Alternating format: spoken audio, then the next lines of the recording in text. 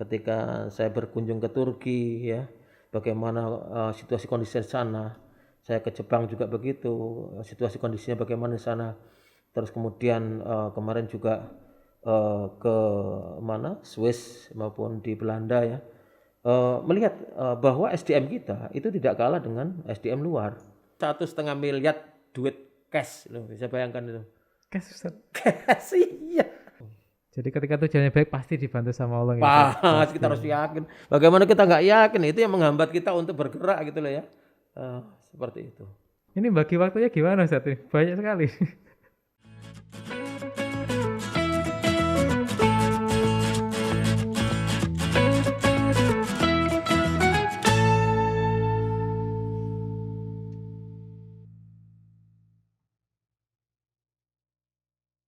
Assalamualaikum warahmatullahi wabarakatuh.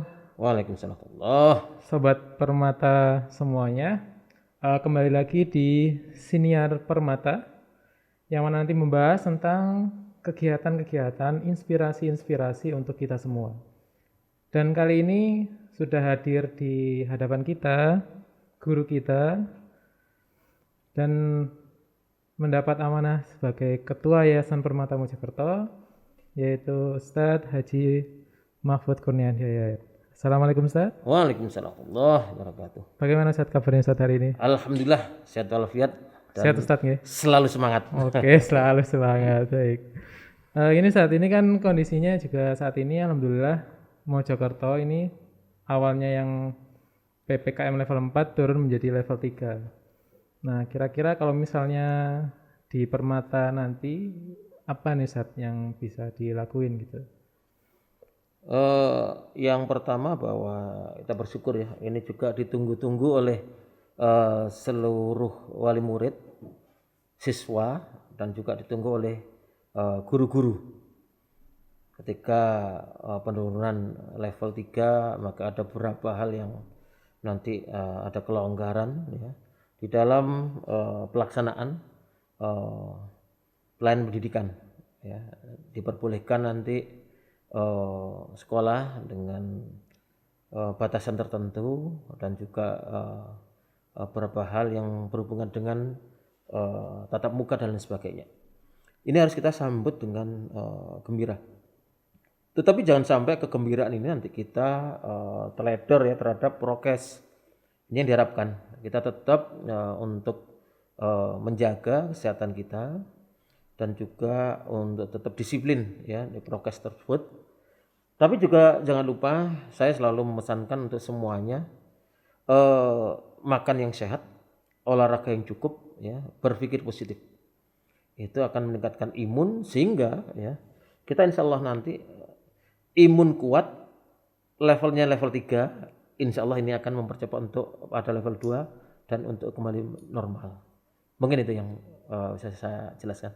Jadi setelah ini mungkin kemungkinan insya Allah Permata juga akan melakukan kelas tatap muka gitu. Ya insya Allah Senin. Jadi kita Senin kemarin dari Bu Wali dari dinas terkait itu menyampaikan insya Allah Senin nanti kita udah PTM dengan standar level 3.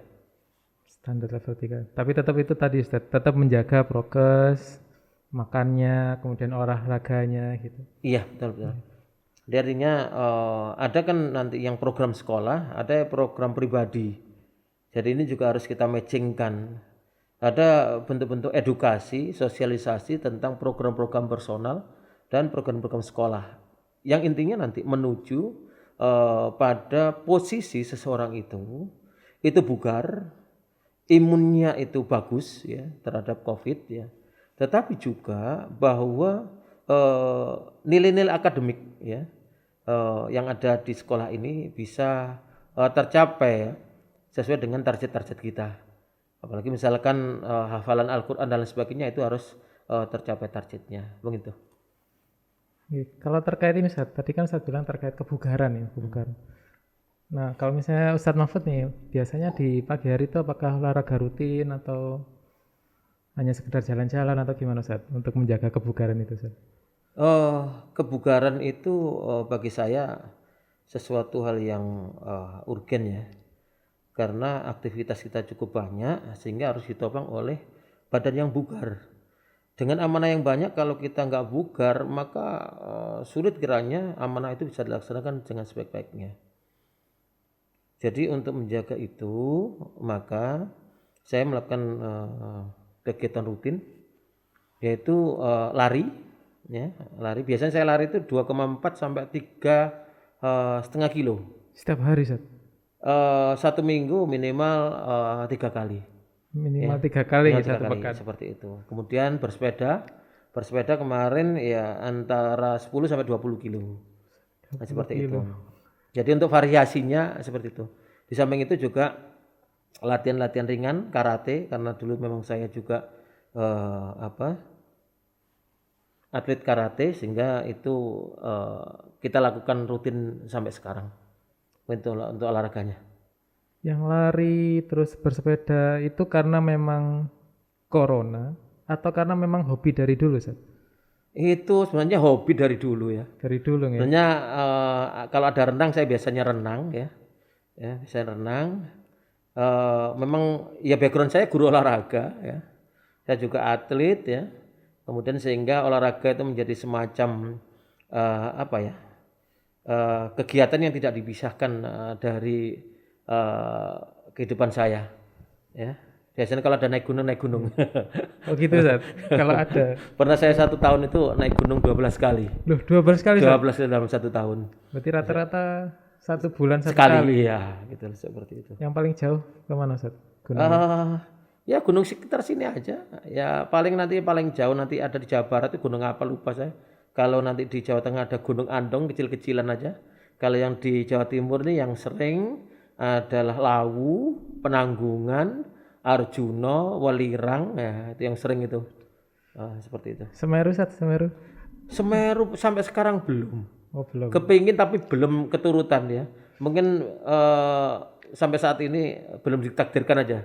Dari dulu kepingin ya, sampai punya Semeru tapi belum ditakdirkan. Tapi ada rencana, Ustaz, gitu? Kepingin kalau diajak sekarang ya mungkin berangkat langsung sekarang. Oh gitu. Masih PPKM, Ustaz. Belum, Nah, Ustaz. iya. Wah, berarti hobinya tadi banyak ya, Ustaz, olahraga, mulai berlari, Iya. kemudian renang, naik Bersepeda, gunung, bersepeda, Karate. karate. Kalau saya kurang lebih kemarin tuh kan lihat Ustadz Mahfud udah sabu hitam gitu, Ustadz. Oh iya ya. Itu gimana, Ustadz? Maksudnya prosesnya butuh berapa lama untuk dapat? Kalau karate saya memulai tahun 86. Mulai Ke latihan karate. Walaupun sebelumnya saya ikut Shaolin ya, Kungfu Shaolin 3 tahun, sejak SMA kelas 1 di Mojokerto, kemudian kuliah jurusan olahraga, kemudian ada mata kuliah karate. Jadi saya latihan karate tahun 86, ujian dan satunya tahun 91. Ya di Jakarta waktu itu, di Cempaka Putih, saya ingat betul itu. Kemudian ujian dan 2-nya kalau salah 95 ya. Kemudian ujian dan 3-nya tahun 2000 nggak salah, dan 4-nya ujian tahun 2006 ya, tahun 2006 sampai sekarang masih dan 4 ya, nunggu ujian dan 5. itu jadwalnya tuh periodenya apakah bebas atau ada periode tertentu, Ustadz, untuk? Ada periode tertentu, tetapi periodenya itu kan dibatasi aja. Jadi untuk yang sering ada kan ujian dan 1 dan 2 paling sering ya. Sehingga yang udah dan 4 itu biasanya dan 5 nanti kita pada tataran ketua dewan guru dan lain sebagainya. Jadi strukturalnya yang utamanya seperti itu. Masya Allah, ini selain beliau amanahnya sebagai ketua Yayasan Permata, beliau juga olahragawan. Kalau misalnya dari ini, Ustaz, dari korelasinya nih, kebugaran kemudian sama rencana besar Ustadz Mahfud di Permata, itu apakah ada korelasi yang sangat erat atau enggak, Ustadz, kalau dari pandangan Ustadz Mahfud? Ada beberapa yang bisa dikorelasikan. Contoh begini, kalau di atlet itu kita biasa berkompetisi ya. Saya terakhir untuk atlet itu di PON 13 tahun 93 ya. Terus kemudian ke Jurnas ya, karate di Pontianak kalau salah tahun 2000 berapa ya, 2001 2002 gitu ya. Terus itu kita terbiasa berkompetisi. Maka ketika kita dikasih amanah untuk sebagai ketua yayasan, maka kita akan terus berkompetisi, bisa dengan sekolah lain, dengan lembaga lain dan sebagainya. Sehingga ini yang menarik ya bahwa kita ketika ada jiwa kompetisi, maka kita berusaha semakin mungkin, berusaha untuk tampil lebih baik ya, terus berkreasi, terus berinovasi untuk menuju Permata ini bisa go internasional misalkan ya. Bagaimana kita nanti ada pertukaran belajar, bagaimana kita menjadi sekolah percontohan di Kota Mojokerto, bagaimana kita menjadi salah satu kandidat sekolah terbaik Jawa Timur, bahkan di nasional, seperti itu. Sehingga semangat ini ada korelasinya, seperti itu, korelasinya. Semangat untuk berkompetisi, fastabiqul khairat kalau dalam bahasa Al-Qur'annya, seperti itu. Sehingga nanti ini ada energi khusus ya. Antara jiwa-jiwa olahraga di dalam mengemban amanah di sebuah tempat atau di sebuah yayasan seperti di Permata ini, seperti itu. Berarti visi besarnya itu go internasional ya Ustaz? Ya, insya Allah go internasional kita udah saatnya ya. Udah saatnya kita go internasional. Apalagi saya juga pernah berkunjung ke beberapa sekolah ya di luar ya.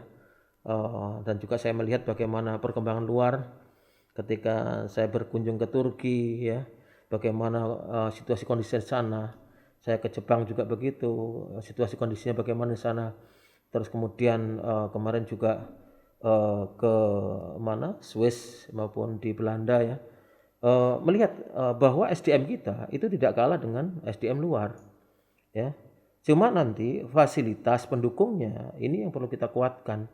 Dan insya Allah dengan tujuan yang jelas ya, fasilitas yang kita lengkapi, insya Allah kita bisa bersaing dengan sekolah-sekolah di luar negeri. Mungkin itu. Kalau kondisi yang saat ini kan banyak yang misalnya kita bisa lihat di berita itu kan ketika ada pandemi COVID-19 itu kan banyak perusahaan ataupun usaha yang kelimpungan gitu menghadapi kondisi yang seperti ini. Bahkan sekolah-sekolah pun juga ada yang mati suri gitu karena kondisi yang seperti ini. Mungkin pembelajaran juga hanya bersifat online saja gitu. Bahkan sampai wali murid pun banyak yang curhat terkait kondisi anak-anak mereka gitu. Nah ini bagaimana Ustaz, tantangan ini yang sekarang ini untuk proyeksi visi Permata ke depan ini? Situasi seperti ini kan dirasakan seluruh dunia gitu. Tetapi apakah ketika situasi seperti ini ya, itu kemudian membuat kita tiarap, membuat kita statis? Kan enggak. Situasi sama kita, tetapi menyikapi situasi ini yang berbeda. Ya. Inilah nanti kenapa Permata kemarin di situasi seperti ini tetap menyelesaikan pembangunan masjid sampai selesai kemarin ya. Yang kemarin beberapa saya sampaikan juga di Facebook ya. Dengan modal 150 juta seharusnya istirahat. Ya. Kalau kita apatis. Tetapi tidak seperti itu. Kita langsung bagaimana kita di situasi sulit ini kita menyelesaikan masjid. Nah, dari kerangka ini bisa kita analogikan bahwa situasi seperti ini kita terus untuk ekspansi. Terus kita bergerak menuju sebuah cita-cita tinggi kita, yaitu sekolah nanti yang bisa kita berhubungan dengan sekolah luar ya. Anak-anak kita nanti bisa diterima di luar negeri, apalagi kemarin misalkan kita sudah ada hubungan ya dengan teman-teman yang di Jerman ya, atau alumni-alumni yang sudah sekolah di sana dan sebagainya ya. Ini perlu kita lakukan sehingga ketika nanti pada saat normal semuanya ini tinggal jalannya dengan cepat. Tetapi nanti yang kita tiarap di masa pandemi, masa normal tertatih-tatih untuk menuju ekspansi tadi. Seperti itu.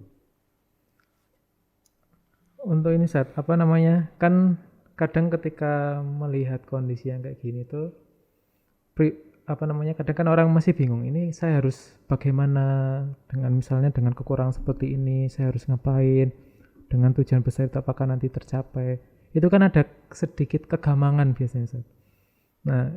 Nah itu gimana nih Ustadz Mahfud, misalnya dengan kondisi kan kadang nggak semua orang bisa menghadapi itu gitu. Yang pertama begini, resepnya dengan kita situasi seperti ini otomatis yang kita lakukan dalam mendekatkan diri kepada Allah lebih dekat lagi Ya, lebih dekat lagi.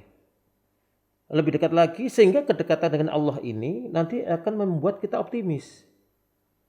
Ya. Jangan sampai kita posisi seperti ini, pandemi seperti ini kita menjauh dari Allah. Makin apatis kita. Maka dengan mendekat kepada Allah, maka nanti banyak ya hidayah dari Allah yang diberikan kepada kita untuk bisa ekspansi. Makanya dengan kita dekat dengan Allah, maka kita yakin dan optimis masjid tadi jadi. Ya. Ya, insya Allah ini lagi proses ya untuk mudah-mudahan nanti juga ini bisa didengarkan oleh seluruh murid ya Permata. Tadi insya Allah deal untuk pembangunan PPTH. Pondok Pesantren Tahfidzul Quran. Untuk menyelesaikan 30 juz nanti kita harus punya pondok. Insya Allah ini tadi kita udah hubungan, udah deal harga 1 meter 1.650.000 untuk lahan yang belakang. Nah ini kan ini masa-masa pandemi seperti ini, tapi Bismillah ya. Insya Allah kalau kita niat baik, Allah memberikan jalan ya. Kalau Allah memberikan jalan, tinggal kun fayakun, jadilah itu barangnya. Ya, jadilah mudah semua yang ada di hadapan kita. Tapi kalau kita jauh dari Allah, pesimisme ya itu akan menghinggapi hati kita. Seperti itu. Dan inilah yang ingin saya sampaikan, saya tularkan kepada siapa saja. Ayo mendekat kita kepada Allah, kemudian dengan dekat dengan Allah kita curahkan ya ikhtiar kita dengan dasar ya husnudzon kepada Allah SWT. Gitu. Berarti intinya dekat, akhirnya Allah memberi keyakinan. Iya. Gitu. Harus dekat dulu gitu. Dekat dulu. Kan biasanya kan kalau bagi kita nih yang muda-muda itu kan apa ya? Banyak hambatan Ustaz. Maksudnya seperti ini. Kadang hambatannya itu kan misalnya yang remeh mungkin sosial media, kadang kita terlalu asik, kemudian kadang ada yang kita melihat kabar akhirnya kita ketakutan sendiri gitu. Nah kayak gitu apakah pernah misalnya nih Ustadz Mahfud gitu kayak gitu, apakah gimana sih caranya biar enggak biar kita tetap istiqomah gitu meskipun dengan ya banyak godaan-godaan seperti ini, khususnya bagi kita yang masih muda Ustadz. Ini coba kita analogikan Mas Miftah. Misalkan ini saya punya banyak uang, sangat banyak ini ya. Ya, oke. Kemudian Mas Miftah ini enggak punya uang. Oke. Kemudian Mas Miftah dekat dengan saya. Oke, kemana-mana sama saya. Itu enggak minta makan, udah tak kasih makan. Soalnya ketika makan siang sama saya, otomatis makan sama saya. Pasti ditraktir. Pasti traktir, pasti gitu loh.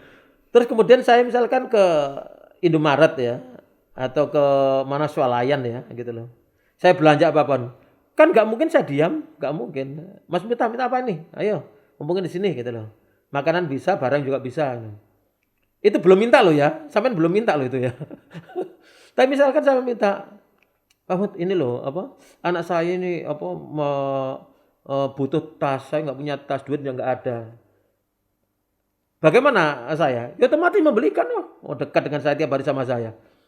Sama juga ketika Allah dekat dengan kita dekat dengan Allah ya, kita doa kita itu ya, insya Allah itu belum minta dikasih udah gitu loh. Apalagi kita minta, nanti mintanya juga disesuaikan. Kan nggak mungkin anak saya butuh tas saya minta sepeda motor ninja, kan nggak mungkin gitu.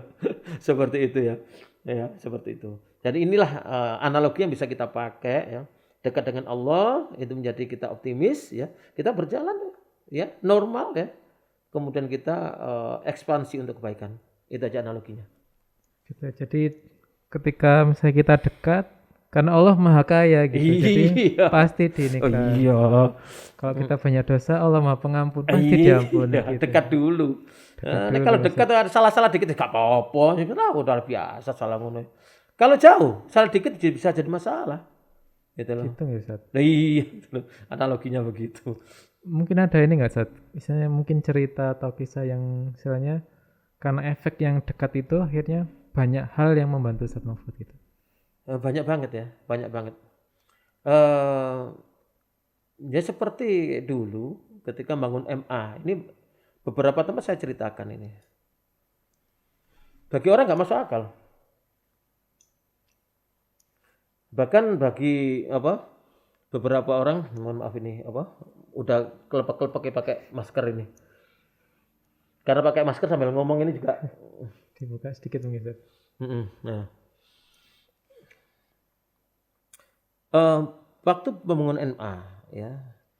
Kalau pembangunan masjid kemarin kan di akhir itu malah dapat ada orang yang donasi 107 juta ya, saya sampaikan kemarin. Tapi dulu waktu membangun MA ya, saya meyakini ya bahwa nanti akan ada jalan. Saya yang teringat itu teman-teman yang di Kabit itu sampai, "Mahmud ini duit dari mana ini? Kita harus segera bangun. Soalnya izin operasionalnya anak-anak nanti mau masuk segala macam. Ini enggak nutut ini." Gitu loh. Saya yakin aja, tapi yakin dari mana enggak tahu, gitu loh. Saya ingat betul itu, saya ditelepon oleh teman saya ya, gitu loh. "Pak Mahfud, ini sampean harus ke Mojokerto." "Oh, Pak, wis kudu nang Mojokerto iki. Kita ngobrol ini." Sampai di Mojokerto ya, kita ketemuan, dipinjami 1,5 miliar duit cash loh, bisa bayangkan itu. Cash Ustaz. Cash iya. Itu loh jadinya MA itu dipinjami 1,5 miliar gitu loh. Itu loh. Dan itu yang tadi ya, salah satu kabit itu ya. Kabitnya tuh tadi dari mana? Kok bisa ya tadi ya? Mari ngono ngutangi 1,5 miliar itu. Ya. Ini bentuk optimisme gitu loh. Ya, kita yakin aja. Yang penting saya menganalogikan begini. Misalkan kita ya di sini saya dengan Mas Miftah ada di sini ruangan ini. Ada di situ ada ibu-ibu atau anak kecil ya. Ya di luar situ ya. Dan bisa kita nampak itu kaca riben atau apa ya. Kita nampak dia ngangkat batu atau kayu. Dia enggak kuat.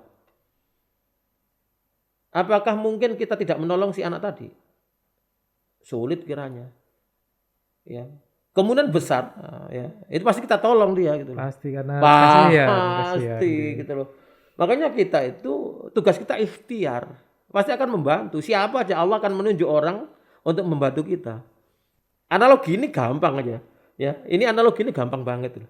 Makanya kita nggak perlu takut melakukan kebaikan. Ya pasti nanti ya di jalan itu pasti banyak orang yang membantu kita. Tinggal Allah nanti mengutus siapa nggak tahu kita gitu. Seperti itu adalah sunatullah yang udah ada banyak contoh ya dari zaman dulu sampai zaman yang akan datang. Seperti itu. Untuk bedain nih Ustaz, misalnya kan kadang contoh nih, misal saya pengen banget nih beli laptop misalnya, padahal kondisi keuangan nggak mencukupi gitu. Apakah yang saya butuhkan ini termasuk pemborosan, ataukah memang itu hal yang kebaikan dengan alat itu gitu? Nah, kayak misalnya tadi MA, apakah memang kondisi saat ini kita memang penting untuk membangun yang besar, ataukah untuk sektor yang lain gitu? Nah, untuk memastikan, meyakinkan kita dan semua orang bahwa ini insya Allah kita harus ini. Nah itu tuh bagaimana Ustaz? Kan kadang kita bingung, gamang kayak gitu. Bukan masalah besar kecilnya itu ya, tetapi bingung dan gamangnya itulah yang jadi masalah. Kan bukan kecil atau besarnya yang jadi masalah, tapi bingung gamangnya itu yang jadi masalah. Bingung dan gamang itu karena kita yang pertama kurang yakin itu bisa kita capai atau tidak. Sehingga pikiran kita macam-macam. Contoh tadi laptop. Laptop ini penting enggak? Ya katanya. Kalau penting sudah, walaupun uangnya enggak ada, uangnya sedikit ya. Udah bismillah, kepingin beli laptop. Nah, bagaimana supaya ini terwujud? Nah, ini seni mengelola pertemanan, mengelola keuangan, mengelola diri kita, mengelola visi dan lain sebagainya gitu. Ini masalahnya gitu. Bukan ini penting enggak? Nek pentingnya dituku, nek gak penting. Kalau terlalu lama seperti itu enggak kebeli-beli nih laptopnya gitu loh. Jadi. Iya gitu. Itu permasalahannya. Gitu loh. Jadi permasalahan bukan laptopnya, tetapi ya kecemasan, ragu-ragu ini jadi masalah. Seperti itu. Kalau MA, ya tentunya itu penting. Karena masa kita mengeluarkan anak-anak kita SMP Permata, kemudian sekolah tempat yang lain. Ini kan menjawab permintaan wali murid. Kamu bagaimana ini anak saya setelah SMP hafalannya kalau di sekolah yang tidak ada Al-Qur'annya itu langsung hafalannya banyak yang hilang ya gitu. Seperti itu. Iya juga ya. Ini kan kita menjawab ya permintaan dari wali murid untuk menuntaskan atau mempertahankan hafalannya. Karena anak SMP kan belum stabil. Nah, ketika nanti ada MA, insya Allah nanti hafalannya bisa bertambah. Dan insya Allah nanti, apalagi kalau nanti ada PPTQ ya, bisa malah mumtaz 30 juz ya gitu. Seperti itu. Ini harapan kita. Penting enggak ya? Ya sangat penting. Sangat penting. Sudah saatnya kita mempunyai PPTQ. Bahkan sering saya sampaikan, perlu kita nanti 2 tahun lagi kita punya kampus. Karena kita udah mengeluarkan alumni MA Permata. 2 tahun lagi Ustaz targetnya Insya Allah, kampus. bismillah gitu aja gitu. Ya. Seperti itu analoginya. Jadi mulai awal sampai akhir sampai besar nanti semua harus maksudnya sudah khatam Quran gitu. Iya, seperti itu. Insyaallah. Insya Allah dengan begitu nanti kita puas ya melihat nanti di hari tua kita bisa membuat sistem yang itu sebagai fasilitas untuk mumtaznya selesainya hafalan 30 juz anak-anak kita gitu loh. Seperti itu. Targetnya jadi anak-anak yang di Permata itu ketika masuk lulus hafid Quran, Masya Allah. Seperti itu. Jadi ketika tujuannya baik pasti dibantu sama Allah. Pas kita harus yakin. Bagaimana kita nggak yakin itu yang menghambat kita untuk bergerak gitu loh ya. Seperti itu. Dari ini Ustaz, kan tadi misalnya plan besar go internasional, kemudian ini juga proses membangun MA, kemudian sekarang juga membangun gedung lagi dengan aktivitas yang banyak itu. Kira-kira ada aktivitas lain nggak Ustaz yang sekiranya di luar di Permata gitu? Oh banyak ya, banyak. Bisa aktivitas bisnis, bisa ada aktivitas sosial ya. Contoh kalau aktivitas sosial saya pembina difabel DMI. Pembina difabel. Motorcycle Difabel Indonesia. Ya. Mojokerto? Iya. Timur? Mojokerto, Kapkot ya. Kemudian juga aktif untuk hobi saya yaitu tanaman bunga dan buah tabu lampot ya.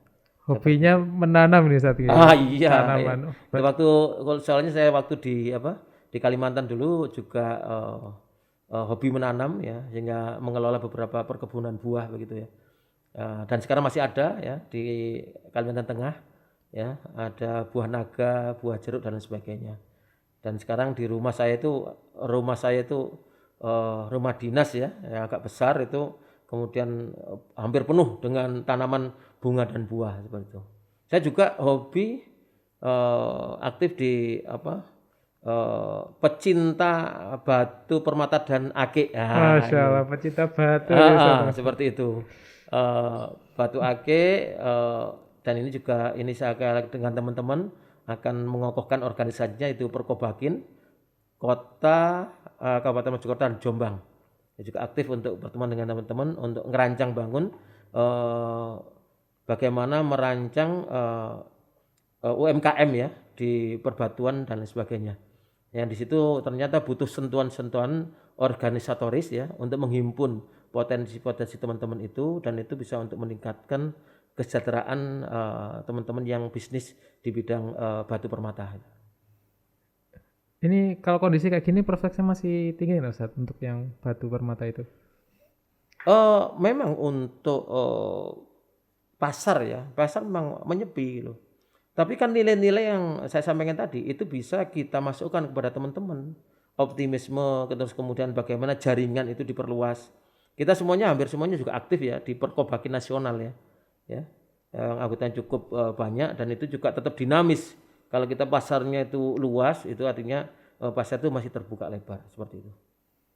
Jadi selain tadi hobi olahraga, kemudian punya mana yang besar di Permata, juga hobi batu, kemudian bunga, tanaman, difabel. Ini bagi waktunya gimana Ustaz? Banyak sekali. Ya semakin kita sibuk, kita semakin pandai membawa waktu. Oh gitu Ustaz. Loh iya itu prinsipnya gitu loh. Kalau ruangan semakin banyak barang, semakin pandai kita mengatur barang. Oke. Analogi itu gampang. Siap. Tapi kalau barangnya sedikit, itu kan nggak perlu diatur. Oke, benar. Oke ya. Kalau kegiatan kita, misalkan saya sebagai guru kegiatan saya guru tok. Apa yang diatur? Nggak perlu atur, nggak perlu skill untuk mengatur waktu. karena kita sudah diatur oleh waktu. Waktu tidur diatur ya, udah diatur oleh waktu. Tetapi ketika kesibukan kita ini banyak, waktu kita terbatas, ya waktu kita tetap 24 jam gitu. Kita pandai banget mengatur waktu. Sampai mengatur waktu, kita pandai untuk mendelegasikan beberapa hal kepada asisten kita, kepada sekretaris kita, kepada orang lain, kepada teman kita dan sebagainya. Seperti itu. Jadi untuk bisa memanage waktu dengan baik harus sibuk dulu. Harus ya, sibuk dulu. Analoginya tadi isi rumah Iya. tadi Ustaz. Rumahnya isinya apa? Lemari satu sama apa? Spring bed satu, nggak perlu diatur, ditaruh sembarang beres sudah. Berarti latihannya harus punya barang banyak di rumah dulu nih Ustaz. Iya, gitu loh. Kalau uangnya sedikit kan nggak perlu manajemen gitu. Nggak perlu kayak belanja ini entek bisa selesai gitu loh. Tapi dengan uang banyak, dengan pengeluaran banyak ini perlu manajemen gitu loh. Enak sebenarnya, enteng kan, ringan aja hidup ini gitu. Masya Allah nih, subhanallah. Justru malah dengan sibuk itu akhirnya kita bisa memanage waktu itu dengan baik gitu ya Ustaz. Ya ini masih kita segini aja enggak seberapa. Kalau bisa bayangkan Sandiaga Uno ya, yang perusahaannya begitu banyak, kok bisa gitu loh. Tapi banyak orang yang perusahaan satu ya itu enggak maju-maju juga. Iya, Ustaz, benar Ustaz. Bukan masalah waktunya, bukan, tapi skill di dalam memanage ya waktu tersebut itu. Memang iya Ustaz, saya jadi teringat kisahnya Rasulullah SAW itu kan sebagai nabi, kepala pemerintahan, sebagai jenderal perang, kemudian bendahara, karena yang ngatur ketika ada rampasan perang. Itu semua di tangan satu orang gitu. Menteri Pertahanan, kemudian bendahara negara gitu. Termasuk Kemenak. Iya, Kemenak gitu. Semua jadi satu. Itu dan bisa gitu. Ya itu, kita kan contoh kita Rasulullah gitu loh. Rasulullah kurang sibuk bagaimana? Dan itu kesibukan Rasulullah dari kecil. Usia 6 tahun itu udah diajak untuk bisnis. Ya. Walau diajak bisnis itu kan itu ma'rifatul medan, mengenal medan. Mana itu pasar, mana itu produk. Itu dari kecil udah menguasai itu Rasulullah gitu loh. Sehingga kita Rasulullah muda itu menjadi orang-orang yang punya skill tinggi. Tinggal mengolah aja ya. Produknya di sana, pasar di sana, ya, produk sana, pasar sana tinggal dioper aja. Sehingga dengan begitu ya, maka biaya distribusinya rendah. Dan Rasulullah itu gampang bersaing dengan pedagang yang lainnya. Karena dinamisnya ya, perjalanannya tadi gitu. Dan itu udah dilakukan oleh Rasul dari kecil gitu. Ya, seperti itu. Uswat hasanah. Iya. Ya. Masya Allah ini. Ini alhamdulillah, masya Allah untuk siniar kali ini kita dapat banyak sekali inspirasi gitu. Jadi bagi sahabat Permata, tadi sudah kita dengarkan ya bahwa keyakinan kemudian kedekatan kita sama Allah itu membantu banyak hal. Meskipun dengan kondisi yang sangat sibuk, dimudahkan sama Allah. Itu ya Ustaz. Insya Allah kita harus terus optimis, terus sibukkan diri kita dengan hal-hal baik ya. Kita nggak tahu kapan kita dipanggil oleh Allah ya. Dan ketika kita dipanggil dalam posisi sibuk ya, berkhidmat untuk masyarakat ya, kita dalam rangka untuk melayani masyarakat, insya Allah kita husnul khotimah. Itu aja. Amin. Syukran Ustaz jazakallah untuk hadir di studio ini ya, di acara siniar. Bagi teman-teman semua, bagi sahabat Permata, jangan lupa untuk selalu ikuti kegiatan kami Siniar Permata, karena di sini nanti akan banyak inspirasi yang akan kami berikan. Jangan lupa untuk selalu tonton video kami, subscribe, like, dan share ke teman-teman semua agar kebaikan yang kita alami, kebaikan yang kita dengar bisa tersampaikan ke banyak orang, sehingga orang itu akan beramai-ramai untuk melakukan kebaikan. Baik, itu untuk siniar kali ini. Terima kasih banyak. Kami ucapkan sekian. Assalamualaikum warahmatullahi wabarakatuh.